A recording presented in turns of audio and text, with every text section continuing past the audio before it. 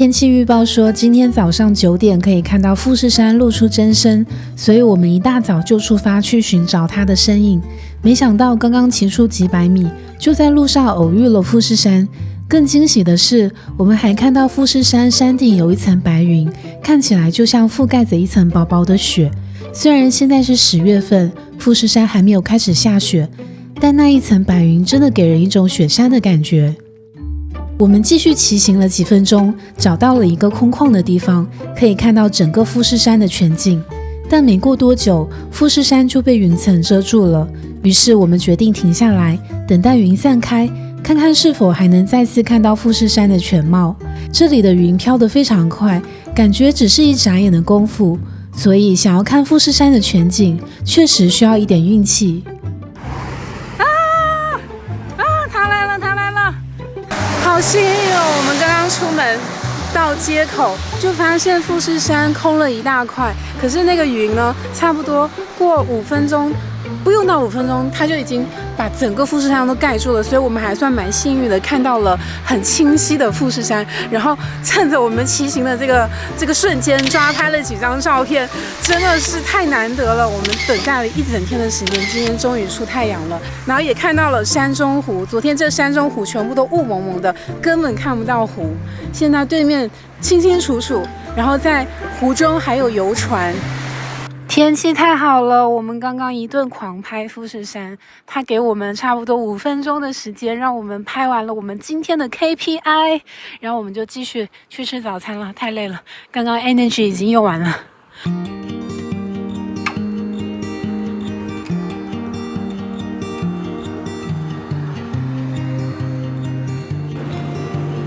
蒙夫吉在哪里？在这里，后面。它露了一个小尖尖出来，哇，这真是一路都可以沿着它拍，太美妙了！而且这里的枫叶开始变得比较红了，比我前几天看到的枫叶还要更红。我第一次看到这么红的枫叶，原来枫叶是红色的。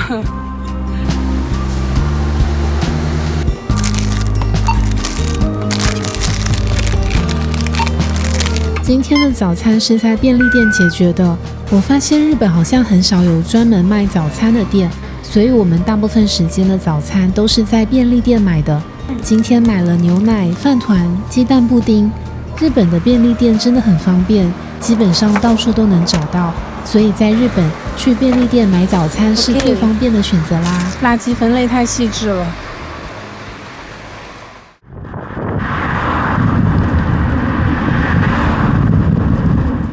我们今天的骑行目标是环游富士五湖，从我们住宿的山中湖出发，沿途会经过河口湖、西湖、金镜湖和本溪湖，最后下山到达富士。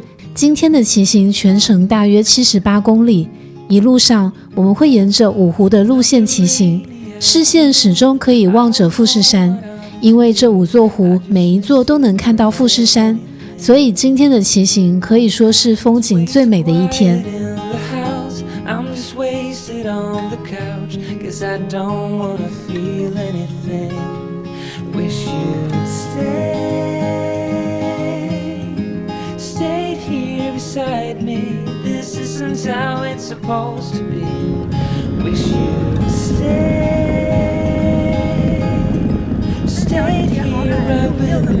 I can't shake that feeling that we said goodbye to. 我们现在到了著名罗森打卡点，这个就是网上有很多拍富士山跟罗森的照片，但是你看富士山在这里，它已经被云给遮盖住了，看不见了这里，但是依然有很多旅游大巴把游客送到这边来打卡拍照，这边已经变成了一个景点了。Drunken nights, Sunday mornings, and how you smile at me. 我们现在正在骑在河口湖的环湖小路上，环湖小路旁边全部都是比较矮的民居，有一些有民宿，然后湖的另外一边呢，就是可以看到富士山的地方。那边有非常多酒店，很多人呢都会选择住在酒店那边，因为呢在酒店的房间里面就可以看到富士山。那我们现在经过的这个环湖小路呢，是可以骑自行车环湖的。那这周围呢，全部都是富士山脚下的居民。经过河口湖，下一个湖就是西湖。河口湖到西湖的距离不会很长，但是它需要经过一个山凹。河口湖呢，它是一个不规则的湖，它比山中湖面积要大一些，但是山中湖呢，它是一个稍微规则一点的湖面。这个上坡还挺陡的，骑得我喘死了。现在已经看不到富士山了，因为富士山被这个小山给挡住了。我们现在是进山了，所以呢就有一点点爬坡，有点上坡这样。山里面非常的安静。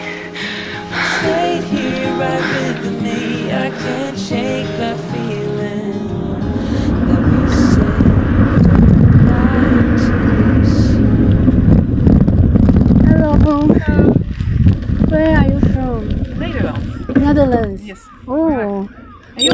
We live in Singapore. Ah, okay. Yes. Nice. Where did you come from? Now, this morning, from Soiko. Soiko. The next lake. Next lake. So, we did at home, we started 4.5 weeks ago Wow. in Narita Airport. And we did at home all the cycling through the Alps to the west coast Okay. and down to Kyoto. And now we're from Kyoto back to Tokyo Okay. and doing the lakes and How Fuji. many days are you planning to 40. cycle? 40 days. 40, yeah. 40 days. 哇！骑到西湖的时候，我们偶遇了一对来自荷兰的夫妻，他们计划在日本骑行40多天，而且这次的骑行完全没有固定行程，基本上是骑到哪儿就停到哪儿。他们跟我们聊到，每年都会抽出1到2个月的假期到一个国家骑行，通常都不会事先安排具体的骑行路线，因为假期比较长，所以可以沿着各个城市一路骑行。如果碰到风景好的地方，就会停下来多休息几天。这种自由自在的骑行真的让我很向往，也希望未来有一天，我和眼哥可以和他们一样，一边骑行一边露营，随心所欲地探索未知的旅程。相比我们这样10多天的骑行，他们1到2个月的骑行方式其实更能让人全身心投入，不仅能更细致地感受骑行的乐趣，而且还可以更加深入地了解每一个地方。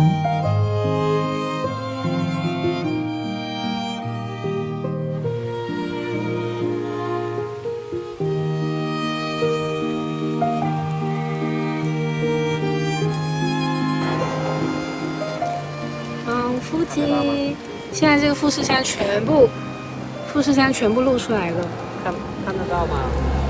看得到啊，来吧。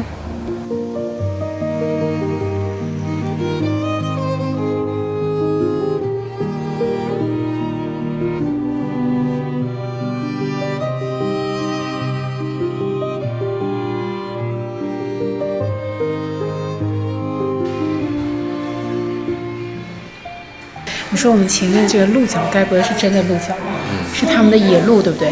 因为我们昨天前天骑车进山的时候，有看到那个路牌有鹿，有可能是养殖鹿，养的鹿。小，一般野生鹿的话应该没有脚没这么大，养殖的鹿。然后他们这里很特别，就是他们山里面有熊，所以呢，在富士山附近呢，你在餐厅里面很容易就可以找到鹿肉、熊肉、马肉这3种在别的国家比较不常吃到的肉类。午餐我们在金镜湖 Lake Shoji 找到了一家餐厅，其实这里入口只有这一家餐厅，所以来到这里基本不会错过它。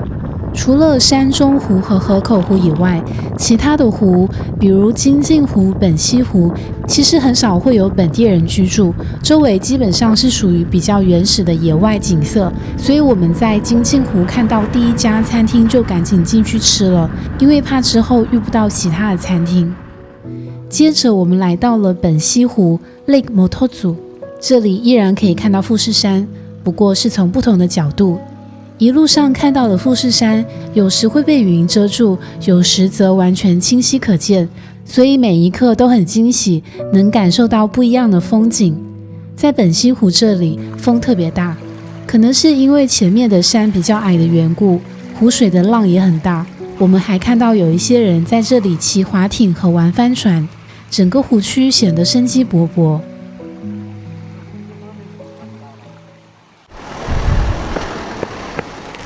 在招雾高原这里的富士山风景超好，因为前面没有房子遮挡，而且这里人烟比较稀少。然后呢，这里的 view 随便看都没有什么人哎。如果大家想要来这里的话，其实这整条公路都可以看到风景绝美的富士山，因为它这边有那种像芒草一样的草，所以拍起来非常的漂亮。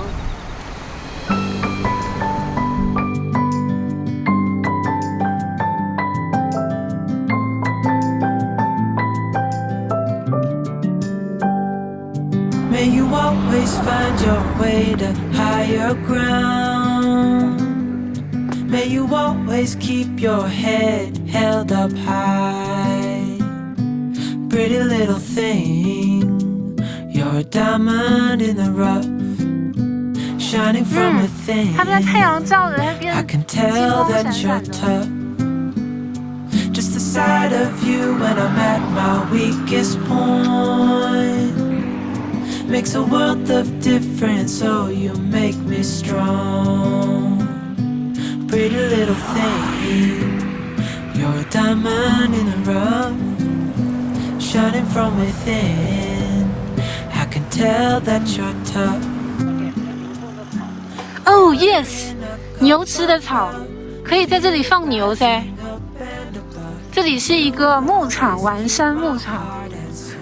这四周荒无人烟啊，全部都是牧场，没有什么居住的人类。居民区是不会在这附近的，因为这个就是在高山旁边。从招雾高原开始，一路都是下坡路。我估计这段下坡应该有30公里，完全是从高原一路下到海边。下山的路上，我们一直在马路上骑行，沿途非常荒凉，经过一些养牛场，但完全看不到有人居住的痕迹。因为长时间下坡，我们的车闸都捏得发热了。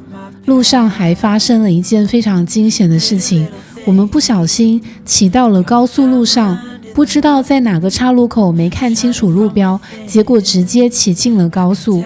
半路上，一辆警车拦住我们，警察用喇叭对我们喊着日文，我们完全听不懂。于是这辆警车一路护送我们到了一个不是高速的地方，停下来跟我们解释。这位警察先生跟我们说，我们刚刚误入了高速，而高速是不允许自行车骑行，但是因为我们是游客，而且不会日文，所以他们没有对我们罚款，而是很耐心的在地图上给我们指了接下来要走的路，然后让我们继续上路。虽然是一场误会，但是这次的经历真的算是有惊无险，很庆幸这一路都很安全，没有发生任何事。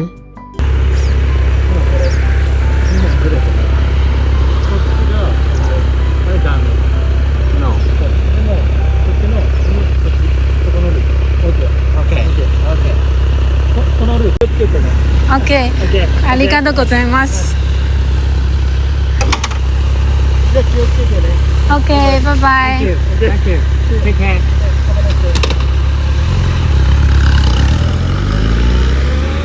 他说啥呀？他说啥呀？它的路是这样子啊，就是刚才这一段，不可以，我们不可以骑车。那我们刚刚不可以骑，我们要走哪一段呢？我们是一路顺着那条路下来的，为什么上面它有自行车道，底下它就不可以骑了？它有一个上面有一个72的分叉口。哦，所以那个我们走的是139。139，他的意思是说这条路只有在150cc 以上是可以的。那为什么我们刚刚看那个富士山那段路是可以骑自行车的？那段是可以的，就是一下到不是有个分叉口那地方。那个地方就不行了，所以我们要走小路下来，不能走这个高速路下来。这不确定它算不算它的高速路，因为你看我们之前的路也叫139，对，就是可以。所以说他的意思就是说这一段是可以骑车的，就是这一段是可以骑车的。哦，刚刚那一段他护送我们那一段是不可以。OK， 我们下到了富士宫，富士宫再下去一点就是富士，就是我们今天晚上住的地方。这边呢已经离富士非常靠近了，然后现在呢太阳已经要下山了，所以有点黑了天。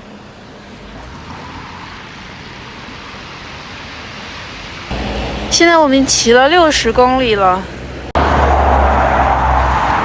哇，好多！这是可以吃的吗？好想要摘一个哦，可以吃吗？是吗？应该可以吧？ OK， 好多哦！你看，整个树都是已经成熟的柿子哎。可以拍照翻译这个字。这个是请过来拿的意思，对不对？会不会中毒啊？拿回去洗啊，拿回去洗吧，放我包里。富士宫到了，富士宫这里也没什么人哎，这里感觉房子都是很平的哦，都没有什么高楼。自建房都是很平的自建房，然后也没有什么商店。从富士宫出发后，天慢慢开始变黑，一路上我们还看到了夕阳，景色非常漂亮。但是没骑多久，天就黑了。我们在夜路中骑了一段，终于找到了今晚在富士的住宿地点。今晚住的是一家青年旅社，这是一家非常传统的日式一户建。这栋房子被改造成很多小房间，铺着榻榻米。我们住的是一个很小的榻榻米房间，今晚就在这里休息一晚。这家旅社非常有昭和风格，房子主要用木头建造，古香古色，不过稍微有点不隔音，因为在旁边就是马路。放好行李后，我们就出去找晚餐啦。今晚的晚餐是一家居酒屋，演哥又喝上了他最喜欢的啤酒。好特别，它这家有好多不同种类的酒，它的柜台上面摆满了酒，而且它还有 draft beer， 这个是 yuzu draft beer。尝一口演哥的，还不错哎，很特别的味道，有一股柚子的香味。然后它这家店呢，就是在新富士车站的旁边，他们这家店还有卖一些零食商品，还有卖一些酒水。然后它一半是居酒屋，另外一半是商品，就很特别。我们点了炒面和一些小菜，吃得特别满足。每天这个时刻就是一天中最享受的时刻了。骑行了一整天，身体和心灵都很疲惫，但这会儿真的很放松。大家要记得关注我的日本骑行旅程哦。